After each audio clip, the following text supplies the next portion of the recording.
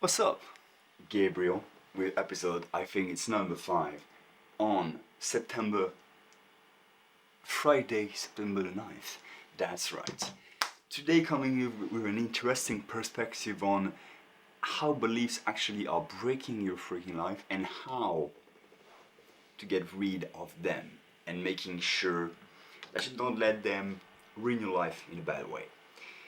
So today I've had a pretty interesting day, which means that you've got those days when you put everything in question, meaning that you are all the time like, fuck, I don't understand, like there's that thing that's in my fucking head but I cannot wrap my mind around it. And for me it was always the fact that I didn't really know how to value myself, meaning that I was always thinking like, okay, I'm trying to work hard, I'm doing my best right now, and I'm progressing, I'm seeing some improvements, but I'm not satisfied about those. And when I'm saying I'm not satisfied, really what I mean by that is I don't feel like I'm doing, like I don't feel like I should reward myself for doing that effort. Even though I'm making some efforts, I never think it's enough. And to some degree, I never know, and I still don't really know, if I'm right for either beating myself up for it or either rewarding myself for it.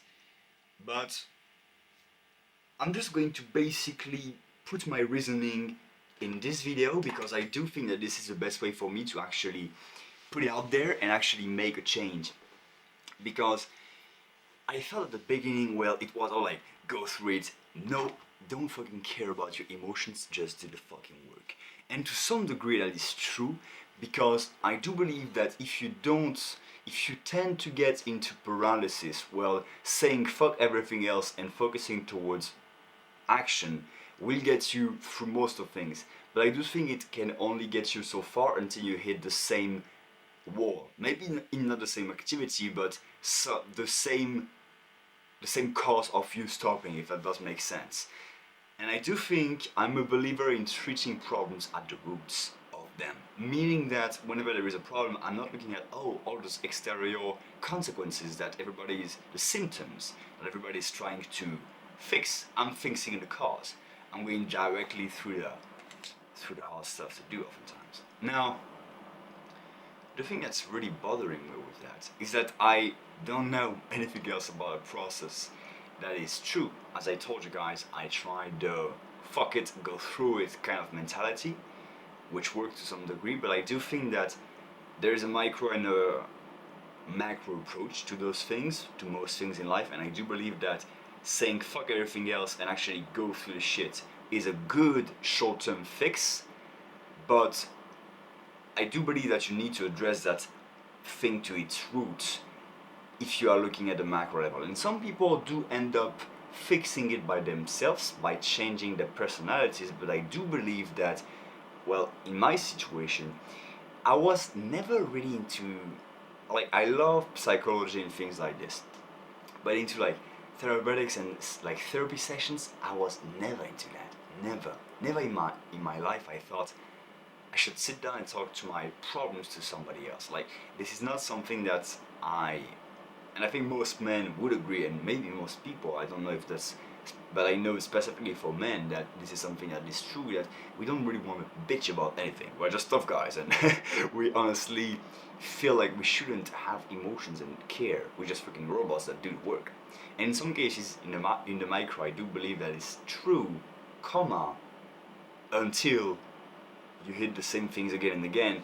And if you take a longer timeline, you see, oh fuck, actually, maybe in the micro I'm going faster if I just focus on doing the work. But if I'm looking at a much larger time horizon, and I do see all those times I got stuck for the same thing, what if I took the long-term approach and actually fix that thing so that I can go faster if I take a look on 10 years, 20 years of existence instead of 1 week or 1 month. And I think that's maybe the best way to put it. Now, what I'm doing right now is basically trying to uncover what are the most unconscious part of the brain and of the mind, and I'm not going to dive into this because I just discovered it today and it's a lot of freaking information to go through. But shout out to David Chan, which I did watch a lot of his resources in the past, and it helped me with different things. But I went deeper into his stuff, and I'm going more into that like deep therapeutic processes and things like that. And honestly, I'm trying it out. I don't even know if that's going to work or if that's something that is really working, but there is a little piece of advice I got for you. Whenever you do go into a course or something you're buying, for example, whether it's a marketing course or like whatever it is, an activity that you're committing to, something that you're committing to. One lesson I've got from Alex Mosley is that, hey, my goal whenever I do get into a course like this or whatever it is, an activity that I commit to, is to be the best student out here, the best practitioner of that thing that I'm committing to. Meaning that my goal right now is to make sure I'm the best damn student in that course. And that's something I didn't do with a lot of the information I was faced since the beginning. I tried to learn more stuff and to personal develop myself. But now this is something I definitely take a look at, which is, hey, like look at everything that this guy is saying and see how you can make it better, make it better, make it better again, and how you can be the best student in that course. Because that's something I've learned from a friend of mine, Mr. Move It. This guy actually had he's partnering with somebody that's called Stephanie, and this Stephanie, like they're partnering together on a business, but this person, this woman, was actually his best student for his courses, and he saw the wonderful person that she was becoming, and therefore they kind of talk and they build that business together, which is a thriving business, to be honest. Now, I do believe that you gotta make sure to know what you're committing to, meaning that you gotta make sure that the source of information that you're deciding, okay, I'm going to go hardcore on that, is something that is valuable and that you can trust. Because I'm a really big believer in trying to not fill holes by digging up holes right next to them.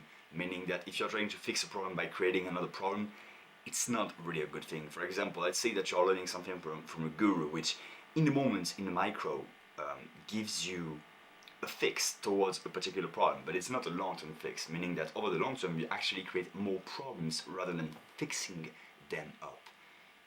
Now, if you look at the long-term approach, was it a good choice that you took that course? Yes, maybe, but maybe not in the sense of, okay, this is something I need to know how to do, but maybe not know how to not do. Maybe, but you are either way learning something. The thing is, make sure that you get the most trustworthy source of information so you can dive deeper into it with full assertiveness. And now, one of the few things that I'm going to try to go over what I learned from the course today, because I do, but only from the things I really grasped and understood, because I don't want to tell you guys things that I don't understand and that I cannot explain to you. That's something I'm not a believer in. And I would say there are two things coming up to my mind right now. Number one is the fact of motivation, how you can take it. Now, I don't believe in motivation, the fact that you should get pumped up in order to do things. But I do believe that there are certain ways you can basically either incentivize yourself or punish yourself if you want. And actually, those both ways works really well. But you just gotta use those two forces in order for you to actually do the work. Now, one way that David Chan actually took a look at it in the course was like, hey, take a look at each activities that you are doing. And let's say you don't want to do this thing. For example, like what you're seeing right now, just behind this on this screen is a wedding that I'm editing. But because sometimes with the camera I'm filming, I'm doing some weddings for people that actually contacting me because I like to do that. And that's, honestly, that makes me a bit of money on the side. So I'm not saying no to that for now. Even though right now I decided to focus much more on the business.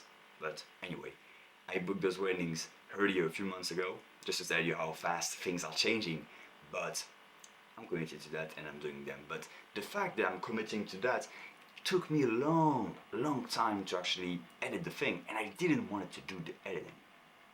Now, what's interesting is that there is that threshold of pain and pleasure whenever you do achieve a certain activity. Now, for me, I didn't saw a big enough pain to actually not do the thing, and I saw not a big pleasure in actually doing it, because I do not particularly enjoy the editing workflow. I can do it, but it's not my particularly uh, the part of the process that I like the best. I prefer to do like the filming and all those fun stuff. That's more the things that I do like.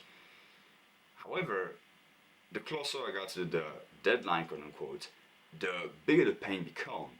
And all of a sudden, because hey, maybe there is enjoyment in actually doing other activities which are not related to editing that thing, which is maybe the reason why I didn't do it and I procrastinated.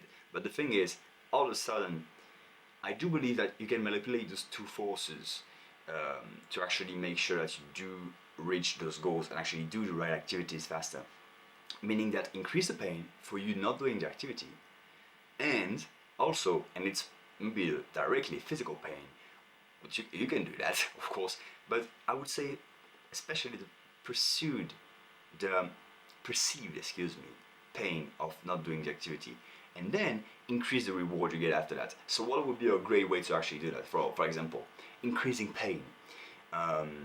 If I don't do the activity, I'm going to physically punish myself. And I think that in Atomic Habit, which is a book I've got just right behind me, excellent book, he talks about that, which was a concept that I liked a lot, which I think it's contracts, habit contracts. Basically, you sign a contract. If you do not do the activities that you agree to do, you're going to get a punishment. And that punishment oftentimes is, to make it like a really big punishment for you, it's good to make it public and painful physically. So you can do something like that. For example, I'm going to run a full marathon without eating. I don't know, something freaking crazy that's going to not be good. I wouldn't advise you guys to do that, but that's just an example to get to pass the point. Now, other thing as well. How can I increase the reward actually doing it? Well, no, let's stay in the pain for a second, because how to increase the perceived pain? I just get another example to come up. Maybe you don't realize the pain that this is having right now, but over the long term, you are not realizing how much pain it's really causing. For example, let's take another example, because that's going to be easier to picture it. Let's say you're an athlete and you want to get that six-pack abs, or you want to be an athlete and you want to get that six-pack freaking chiseled abs.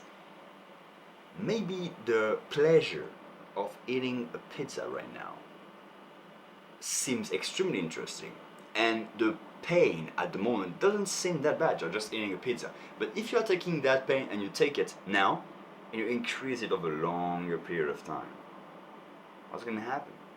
Well, one pizza becomes a second pizza in the end of the week, plus a whole bunch of other bullshit during the week. Then it goes on other weeks, and weeks becomes month, becomes years, and all those years you became a fat ass, and you can say goodbye to your pretty chiseled abs. Yes, so that's another way to actually put and to increase pain, in that sense of realizing, fuck, if I do not complete that project, it really does mean all those things. Meaning, if I do not complete that project, it shows that I'm not the person that gets shit done. I'm not working on myself, not making the work on me, meaning that I'm not working on my discipline, meaning that all the projects that are going to come up in my life, I will not be able to accomplish them, meaning that when I do need to show up into things that I do not like how to do, the probability of me being able to handle a situation correctly, when people do need me, my family, the people I love do need me, will decrease significantly. And when you're able to feel that, all of a sudden, you get that thing to get and go ahead and do it. So that's the pain part. The pleasure part now. I do believe that you can, and I think I can remember in Atomic Habits, things like this, it talks about something that, hey, whenever you do something that is challenging for you, reward yourself for something else. For example, you finish a project, let's say, for example, for this project, the reward for this was money. Of course, the bigger the paycheck at the end, the bigger I want to actually work on it.